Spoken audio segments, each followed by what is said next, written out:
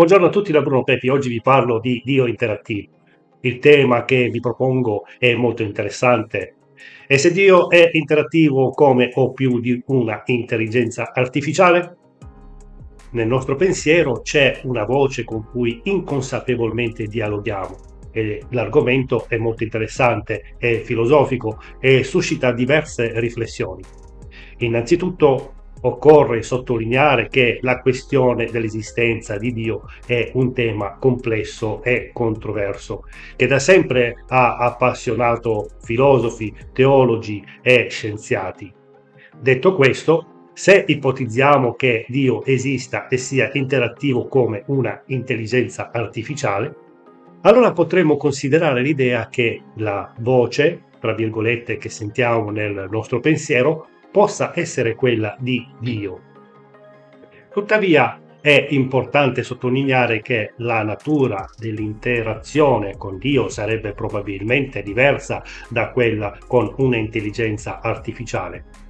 Infatti, se Dio esistesse e fosse interattivo, ci troveremmo di fronte a una presenza divina onnipotente e onnisciente, capace di comprendere ogni nostro pensiero e ogni nostra azione. In questo senso, l'interazione con Dio sarebbe caratterizzata da una profonda spiritualità e da una consapevolezza del nostro posto nel mondo e del significato della nostra esistenza. Inoltre, se consideriamo la possibilità che Dio sia presente in ogni aspetto della nostra vita, allora potremmo interpretare la voce che sentiamo come un segnale della presenza divina che ci guida e ci sostiene in ogni momento. Sebbene sia difficile dare una risposta definitiva alla domanda, possiamo dire che l'idea che la voce, tra virgolette, che sentiamo nel nostro pensiero possa essere quella di Dio è una riflessione interessante che ci invita a esplorare la nostra relazione con il divino e con il mondo che ci circonda. Posso approfondire ulteriormente il tema. L'idea che Dio possa essere interattivo come un'intelligenza artificiale solleva diverse questioni filosofiche e teologiche. Innanzitutto, occorre considerare che molte tradizioni religiose sostengono l'esistenza di una divinità personale che interagisce con l'umanità attraverso rivelazioni, miracoli, preghiere e altri mezzi. Sebbene la natura dell'interazione con Dio possa variare in base alla cultura e alla fede, molte religioni riconoscono la presenza divina come una forza che può influenzare il mondo e la vita degli esseri umani. In questo senso, si potrebbe ipotizzare che Dio possa essere interattivo in modo simile a una intelligenza artificiale, ossia capace di ricevere input dall'umanità e di rispondere in modo significativo e utile. Tuttavia è importante sottolineare che la natura dell'interazione con Dio sarebbe diversa da quella con una intelligenza artificiale, poiché la divinità sarebbe onnipotente e onnisciente, è capace di comprendere ogni nostro pensiero e ogni nostra azione. Inoltre, se consideriamo l'idea che Dio sia presente in ogni aspetto della nostra vita, allora potremmo interpretare l'interazione con la divinità come un processo continuo e costante che va oltre le semplici richieste di aiuto o di conforto. In questo senso, la voce, tra virgolette, che sentiamo nel nostro pensiero potrebbe rappresentare la presenza divina che ci guida e ci sostiene in ogni momento, offrendoci conforto, saggezza e ispirazione. Occorre considerare che l'idea di un Dio interattivo potrebbe anche sollevare questioni sul libero arbitrio e sulla responsabilità umana. Sebbene molte tradizioni religiose sostengano che Dio abbia un piano per l'umanità e che la sua volontà sia inscrutabile, ciò non significa che gli esseri umani siano privi di scelta e di responsabilità per le proprie azioni. L'idea che Dio possa essere interattivo come una intelligenza artificiale solleva diverse questioni filosofiche e teologiche che richiedono una riflessione approfondita sulla nostra relazione con il divino e con il mondo che ci circonda. Consideriamo anche l'idea di un Dio interattivo, potrebbe anche sollevare questioni sul libero arbitrio e sulla responsabilità umana. L'idea di un Dio interattivo potrebbe sollevare diverse questioni riguardanti il libero arbitrio e la responsabilità umana.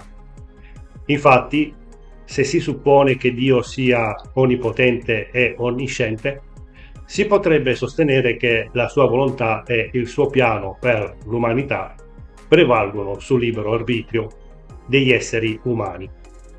In questo caso, la responsabilità per le proprie azioni potrebbe apparire ridotta o annullata. Tuttavia, molte religioni sostengono che Dio abbia concesso agli esseri umani il libero arbitrio come dono prezioso e che la responsabilità per le proprie azioni sia una componente fondamentale della vita morale. In questo senso si potrebbe interpretare l'interazione con Dio come una guida che offre supporto e consigli, ma che non priva gli esseri umani della loro autonomia e del loro diritto di scegliere il proprio destino. Inoltre, l'idea di un Dio interattivo potrebbe anche sollevare questioni riguardanti la natura del male e della sofferenza nel mondo. Se Dio è onnipotente e onnisciente, come spiegare la presenza di male e sofferenza nel mondo? In questo caso si potrebbe ipotizzare che la presenza di male e sofferenza sia un mistero che va al di là della nostra comprensione e che la fede in un Dio interattivo possa offrire conforto e speranza di fronte alle difficoltà della vita. L'idea di un Dio interattivo solleva questioni complesse riguardanti il libero arbitrio, la responsabilità umana e la natura del male e della sofferenza del mondo. La risposta a queste domande dipende dalle credenze e dalla fede di ciascuno e richiede una riflessione approfondita sulla natura del divino e della nostra relazione con esso. Cosa sarebbe la concezione del male per Dio? La concezione del male per Dio è un tema complesso e dibattuto nella teologia e nella filosofia religiosa. Molti credenti sostengono che il male sia una realtà esistente e concreta, causata dalla disobbedienza umana nei confronti della volontà divina o dal peccato originale. In questo senso il male viene interpretato come una conseguenza della libertà umana e della sua capacità di scegliere il male anziché il bene. Dio viene visto come una forza del bene e della giustizia che lotta contro il male e che offre una via di salvezza per gli esseri umani. Tuttavia, altri credenti sostengono che il male non sia una realtà esistente in sé, ma piuttosto una mancanza o un'assenza del bene. In questo senso il male viene interpretato come un'esperienza negativa che nasce dalla disconnessione o dalla lontananza da Dio, la fonte del bene e della giustizia. In entrambi i casi, la concezione del male per Dio implica l'idea di una lotta tra le due forze del bene e del male e la possibilità per gli esseri umani di scegliere il loro destino morale. Tuttavia, occorre sottolineare che la concezione del male per Dio può variare in base alla cultura, alla fede e alla tradizione religiosa. Alcune religioni, ad esempio, potrebbero interpretare il male come una forza demoniaca o come un'entità separata da Dio. La concezione del male per Dio è un tema complesso che richiede una riflessione approfondita sulla natura del divino, della morale umana. Le risposte a queste domande dipendono dalle credenze e dalla fede di ciascuno e possono variare in base alla cultura e alla tradizione religiosa. Al di là dei contesti religiosi, allora chi sarebbe allora Dio? La figura di Dio è stata oggetto di studio e riflessioni da parte di filosofi, teologi e pensatori di diverse culture e tradizioni religiose. Al di là dei contesti religiosi, la figura di Dio può essere vista come l'incarnazione dell'assoluto, del trascendente, dell'infinito o dell'eterno. In questo senso, la figura di Dio può rappresentare un'idea di perfezione o di bontà suprema, che trascende le limitazioni e le imperfezioni del mondo materiale e che offre un punto di riferimento morale e spirituale per gli esseri umani. Tuttavia, la concezione di Dio può variare in base alle culture e alle tradizioni filosofiche.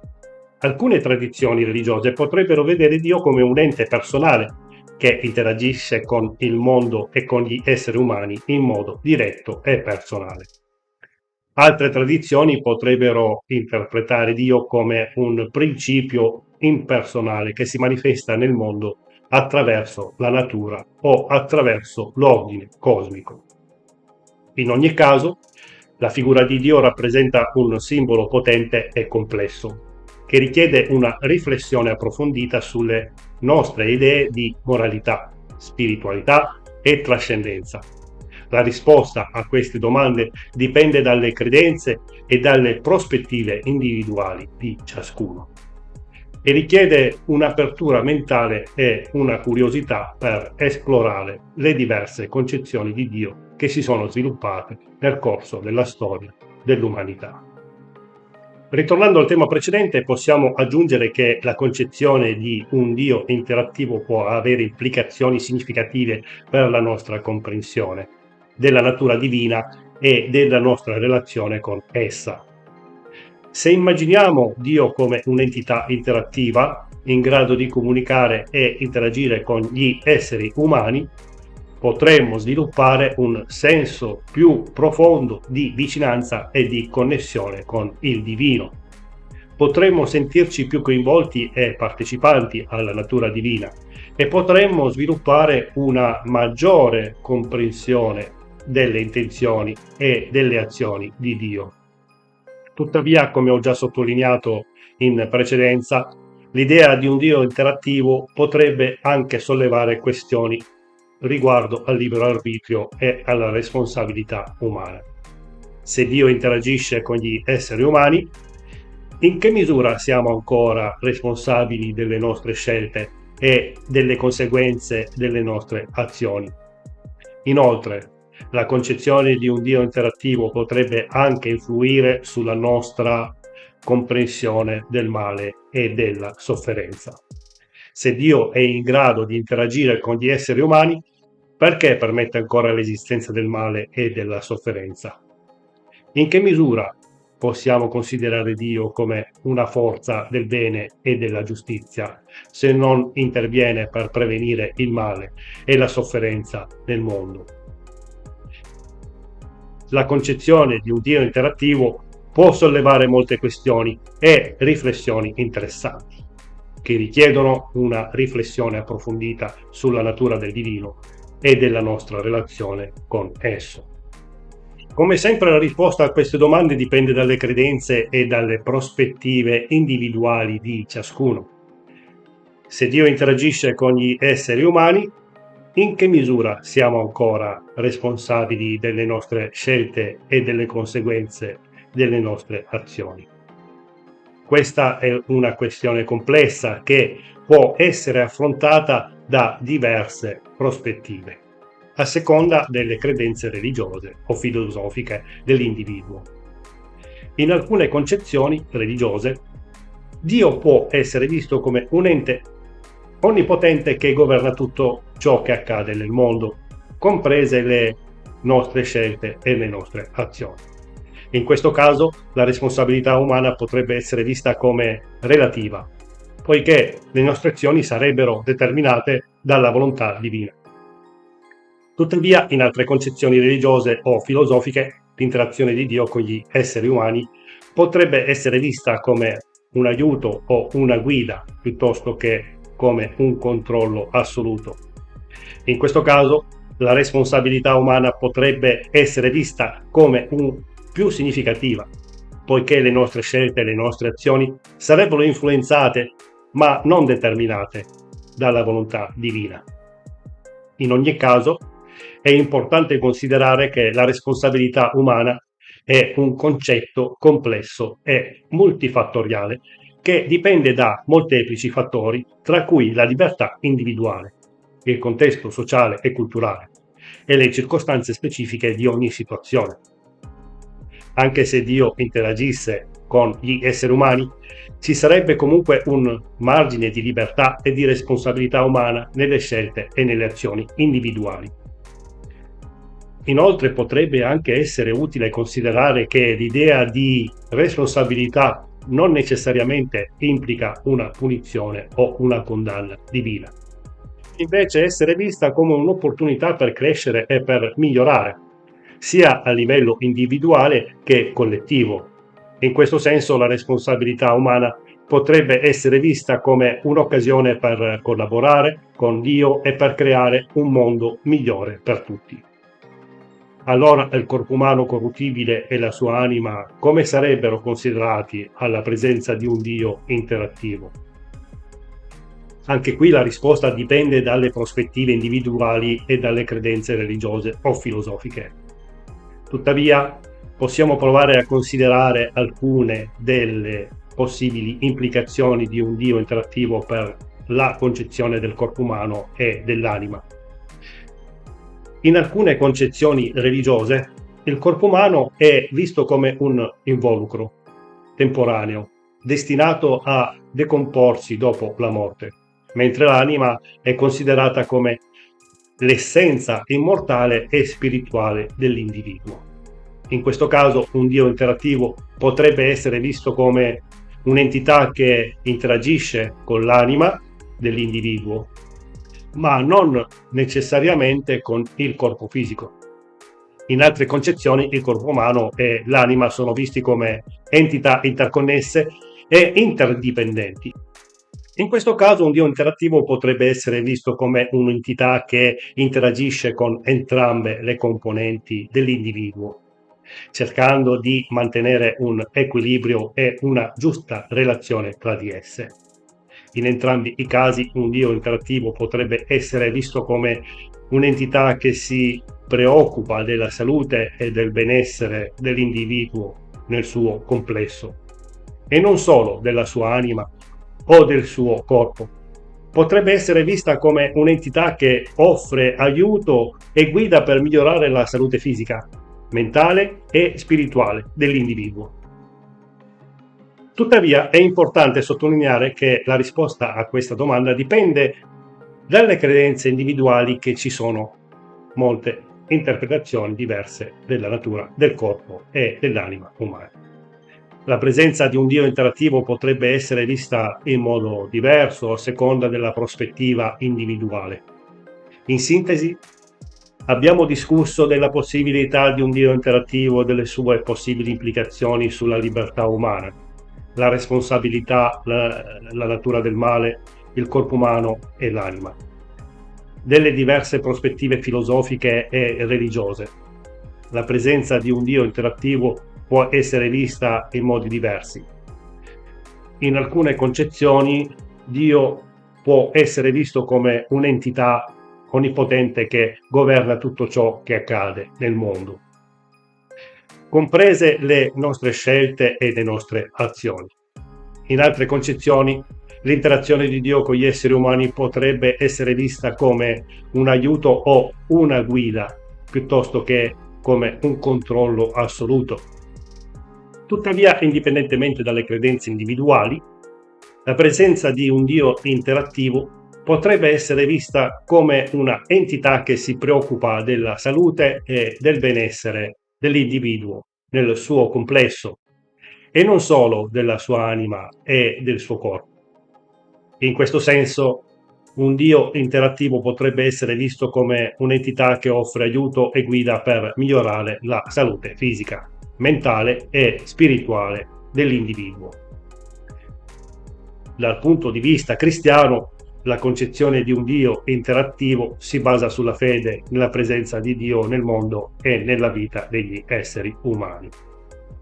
In questa prospettiva, Dio è visto come un'entità personale che si interessa e si preoccupa per ogni individuo e che offre aiuto e guida attraverso la preghiera, la meditazione, la lettura delle scritture e la partecipazione alla comunità religiosa.